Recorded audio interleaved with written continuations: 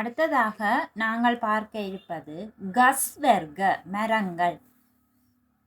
அம்பகச மாமரம், போகச அரசமரம், தெஹிகச தேசி மரம், தேக்ககச தேக்கு மரம், கொஹொம்பகச வேப்ப மரம், சியம்பலாகச புளிய மரம், நுககச ஆலமரம், நாகச நாகமரம், உணகச மூங்கில், புருத்தகச முதிரை, அஹெலகச கொன்றை, பொல்கச தென்னை, கொஸ்கச பலா, தல்கச பனை, தொடங்கச தோடை, தெலுங்கச மாதுளை, கெசல்கச வாழை, பேரகச கொய்யா, உக்கச கரும்பு, புவக்கச கமுகு, மீகச இலுப்பை.